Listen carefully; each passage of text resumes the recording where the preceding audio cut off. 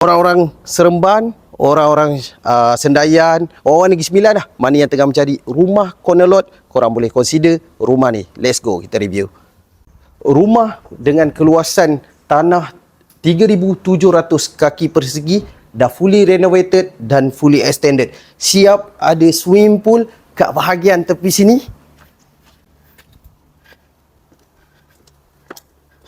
Lokasi terletak di Rimbun Alam S2 Height Seremban 2. Okey.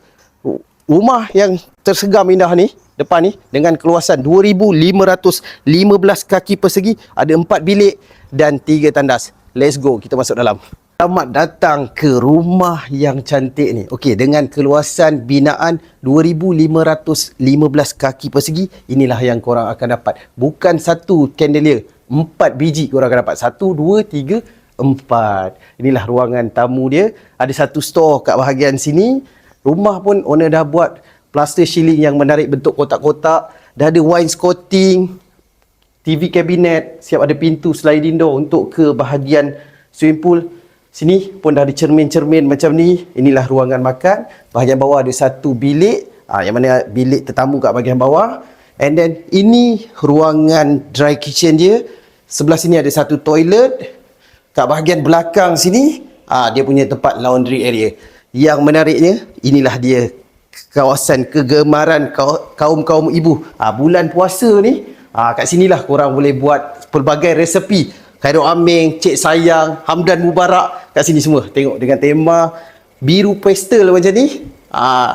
Tengok dah lengkap sini. Ada island table, pintu sliding door, boleh terus ke bahagian dapur. Anak-anak mandi sana. Makan, lapar, boleh terus naik kat bahagian sini. Tak kacau, sibuk.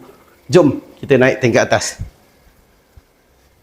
Okay, kita naik kat tingkat atas. Kat tingkat atas ada 3 bilik dan 2 tandas. Okey, ini ruangan family kat bahagian atas. Ada balcony kat bahagian tepi sini. View swimming pool. Kemudian, ini bilik kedua. Bilik kedua dia.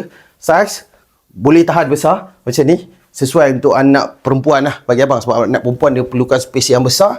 Kemudian dia ada tandas kat bahagian ni, sharing tandas. Dan ini bilik ketiga. Bilik ketiga ni sesuai untuk anak lelaki lah, dia kecil sikit compare bilik kedua tadi. Jom kita tengok bilik master. Okey, ini bilik master dia. Bilik master dia saiz besar, siap ada built-in wardrobe. Ada ruangan untuk meja solid kat bahagian tepi sini. Bahagian tepi sini ada satu lagi ruangan. Kalau korang nak buat built-in wardrobe pun boleh. Nak jadikan